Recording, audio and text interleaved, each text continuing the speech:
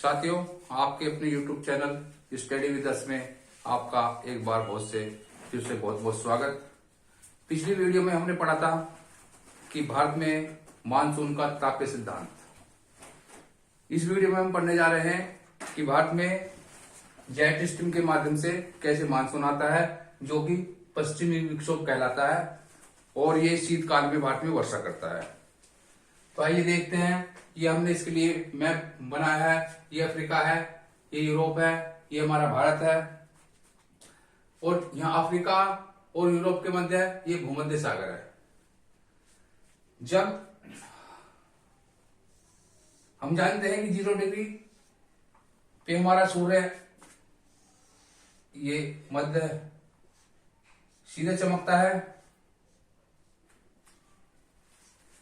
लेकिन जब सूर्य अपनी दक्षिणायन हो जाता है, सूर्य की स्थिति यहाँ इधर मकर रेखा पर पहुंच जाती है, यहाँ 23.5 डिग्री मकर रेखा पर सूर्य पहुंच जाता है, तो सूर्य की स्थिति दक्षिणायन हो जाती है।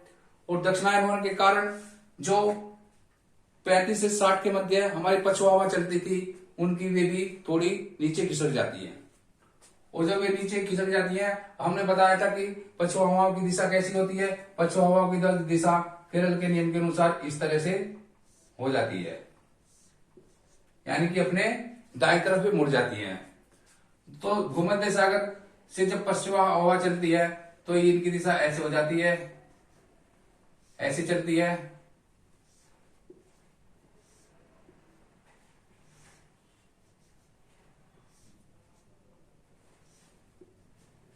साथ ही ऊपर यूरोप में साइबेरियन क्षेत्र से ठंडी हवा आती है, इधर से ये ऐसे आती है ठंडी हवा।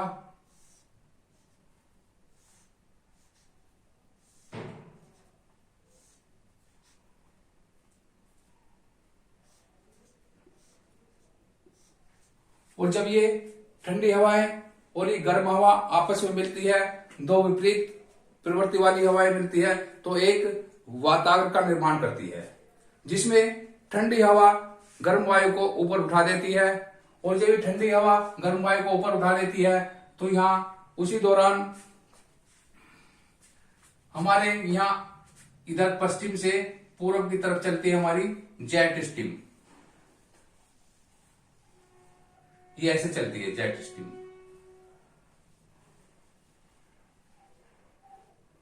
और ये जेट स्ट्रीम चलती है हमारी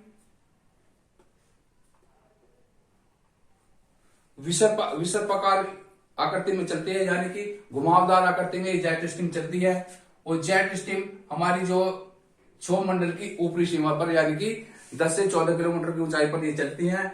और जब जेट स्ट्रीम चलती है तो ये बड़ी तीव्र गति से चलती है, जो कि 150 किलोमीटर चौड़ाई में और 2 से 3 किलोमीटर मोटाई में ये हवाएं बहुत ही तेज गति से चलती है। और प्रारंभ में इनकी गति लगभग 150 से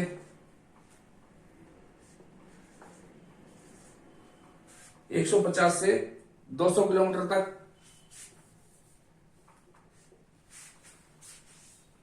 प्रारंभ में इनकी गति 150 किलोमीटर से 200 किलोमीटर पर आवर होती है, लेकिन बाद में इनकी गति लगभग 340 किलोमीटर पर आवर भी हो जाती है।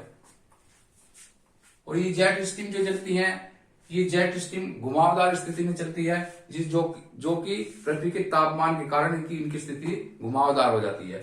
ये एक तरह से तलवार चलाने के समान भी ऐसे चलती है और ऊपर से नीचे ऐसे भी चलती हैं। और इन जेट स्ट्रीम का पता सबसे पहले कब चला, इसको जानने के लिए हमें बताते हैं कि जेट स्ट्रीम का पता सबसे पहले द्वितीय विश्व युद्ध के समय पता चला। द्वितीय विश्व युद्ध के समय हमारा ये इधर जापान है, जापान के द्वीप हैं, और इधर है हमारा अमेरिका।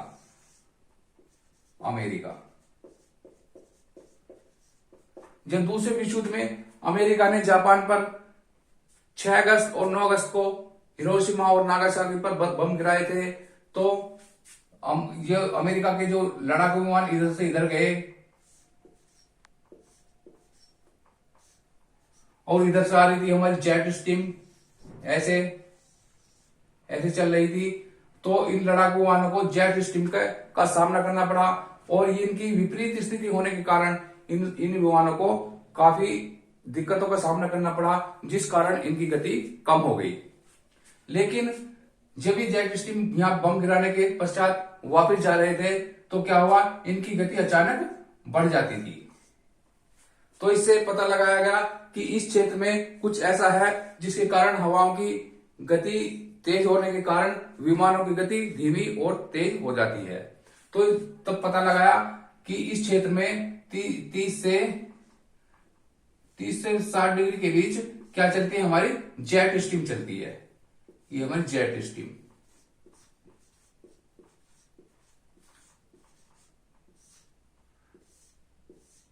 और ये जब जेट स्ट्रीम ऐसे घुमावदार स्थिति में चलती है तो इन्हें राशि भी कहा जाता है।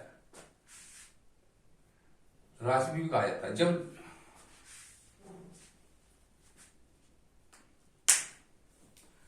तो यहां हम देखते हैं, यहां दो विपरीत स्थिति वाली हवाएं आपस में मिली और ये ऊपर उठी। ऊपर उठने के पश्चात इधर से आ रही जेट स्ट्रीम जो थी, ये जेट स्ट्रीम के सहारे आगे बढ़ी, यानी कि पश्चिम से पूर्व की तरफ बढ़ी। पूर्व की तरफ बढ़ने पर ये यहाँ क्या हुआ, यहाँ आने पर इन्हें रास्ते में कोई अवरोध नहीं मिला, और अवरोध न मिलने के कारण ये इनकी गति लगातार तेज होती चली गई। और यहां से इन्होंने भूमध्य सागर से जल उठाया, यानी कि यहां से वाष्प ग्रहण करा, और इधर यहाँ काला सागर है, काला सागर से ही गुजरी, काला सागर से भी इन्होंने नमी ग्रहण की। उसके पश्चात कैस्पियन सागर से भी इन्होंने आर्द्रता ग्रहण कर ली। तो इनके पास काफी पानी हो गया वर्षा करने के लिए, लेकिन यहाँ पर कोई अवरोध नहीं था, जिस कारण इन्होंने ये बारिश कर पाती, क्योंकि इनकी ऊंचाई काफी ऊंची होती थी। और यहाँ इधर तुर्की, ईरान, इराक और अरब क्षेत्र में ये हल्की फुल्की बारिश करते हुए आगे बढ़ी। आगे बढ़ने पर क्या हुआ, आगे बढ़ने पर इन्हें यहाँ भारत के उत्तर में पहुंच जाती है, इस क्षेत्र में। भारत के उत्तर में इस क्षेत्र में पहुंच जाती है। और इस क्षेत्र में क्या, इस क्षेत्र में हम जानते हैं कि हमारा यहाँ हिमालय पर्वत अवस्थित है। ये हिमालय पर्वत है हमारा। और यहां आने के पश्चात ये हिमालय से, क्योंकि हिमालय की ऊंचाई काफी है और हिमालय से टकराना इनका स्वाभाविक था, और यहां हिमालय के पास आने पर ये दो दिशाओं में बढ़ जाती है। एक तो इधर चली जाती है और एक इधर आ जाती है, ये ऐसे यहां आ जाती है, भारत में प्रवेश कर देती है। क्योंकि ये हवाएं पश्चिम से आ रही हैं, तो इन्हें कहा जाता है पश्चिमी विक्षोभ, पश्चिमी विक्षोभ।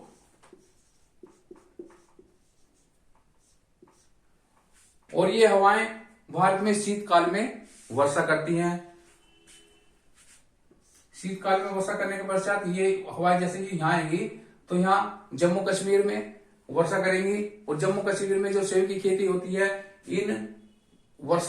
इन हवाओं के कारण वे काफी सेब काफी अच्छे हो जाते हैं वहां। तो सेब की खेती पश्चिमी विक्षोभ के कारण जम्मू कश्मीर में काफी पनपती है। उसके पश्चात यह यहाँ पंजाब, हरियाणा, पश्चिमी उत्तर प्रदेश, और अगर इन हवाओं की गति ज्यादा तीव्र होगी तो ये लगभग यहाँ पश्चिमी बिहार तक भी वर्षा कर पाएंगी। इधर राजस्थान है, राजस्थान की अरावली पहाड़ी है। अरावली पहाड़ी के ऊपर उत्तर की दिशा में ये यहाँ इधर से टकराएंगी, क्योंकि इधर से अरब सागर की शाखा जो आई थी वो तो अरावली सब पहाड़ी के सीधे निकल गई ऊपर को, इसके बराबर से ऐसे निकल गई थी। लेकिन ये हवाएं इधर से आ रही हैं, इधर से आने के कारण ये अरावली पहाड़ी से टकराएंगी, और टकराने के बाद अरावली पहाड़ी के उत्तर में यहाँ राजस्थान में ये वर्षा कर पाएंगी।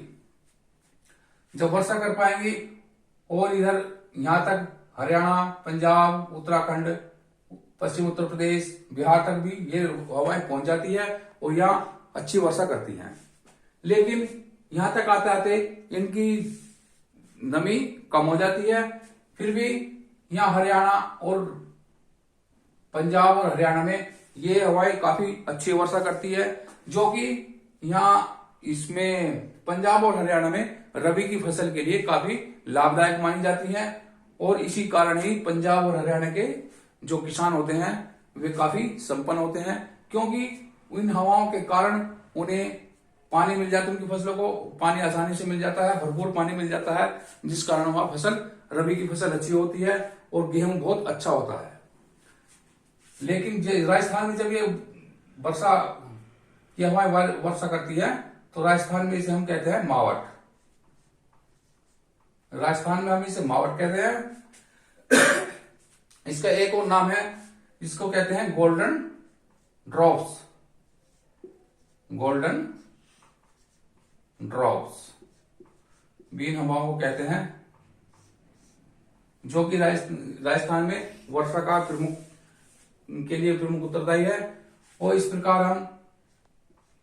हमें शीतकाल में भारत के उत्तरी भाग में इन पश्चिमी विक्षोभ के कारण जो वर्षा होती है, ये रबी की फसल के लिए काफी उत्तरदायी है। ये इसकी एक शाखा हुई और दूसरी शाखा इसकी इधर पहुंच जाती है, ये इधर पहुंच जाती है। इधर पहुंचने पर यह हमारा है तिब्बत का पठार। हम जानते हैं कि हमारा तिब्बत का पठार है,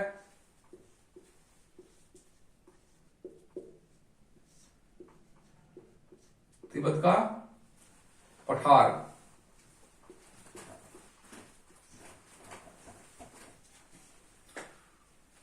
और इन्हें इस पश्चिमी विक्षोभ को हम उत्तर पूर्व मानसून के नाम से भी जानते हैं, क्योंकि ग्रीष्म काल में जो शीतकाल में जो तिब्बत का पठार ठंडा हो जाता है और ठंडा होने के पश्चात यहां से इस दिशा को ये हवा चलने लगती है, इस दिशा को हवा चलने लगती है, जिसे हम उत्तर पूर्व मानसून भी कहते हैं। तो इस प्रकार हमने देखा पश्चिमी विक्षोभ के कारण भारत में किस प्रकार वर्षा का वितरण होता है, और दक्षिणी जो इधर से हमारा पहली वीडियो में हमने पढ़ा था, ये पश्चिम दक्षिण मानसून से किस प्रकार हमारा भारत में वर्षा होती है। और दूसरा था हमारा लौटता हुआ मानसून। लौटते हुए मानसून से भी हमने